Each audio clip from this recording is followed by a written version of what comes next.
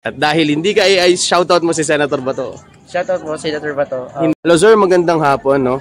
Sir, patungkol ito sa usapin ng impeachment. Kasi sa mga lumalabas na balita, ilang senador, no?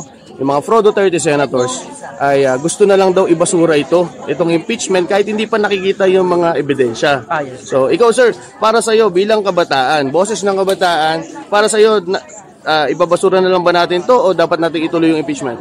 Kailangan po ituloy yung impeachment. Bakit sir, bakit? Para malaman po ng mga tao yung mga dapat na katotohanan dun sa impeachment. Kung ano nilalaman po ng impeachment. Oh. Sir, kung ano naman, no, kung matuloy itong impeachment na tinatawag, trial naman to. So may pagdinig ito at ilalabas yung mga ebidensya. Sa tingin mo ba may dapat bang ikatakot ang Vice Presidente dito? Siguro naman po, depende na lang po siguro sa kanila kung...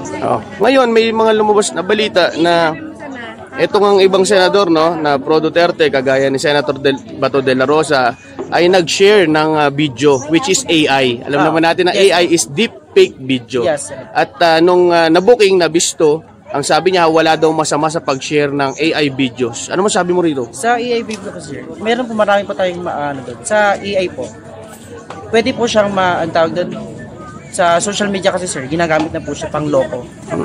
Yung AI po kasi sir, minsan ginagamit na siya pang scam or pang loko po sa mga tao na ganito ganyan ito, AI. Hindi nila yun alam. So mali mag-share na, ano? Yes.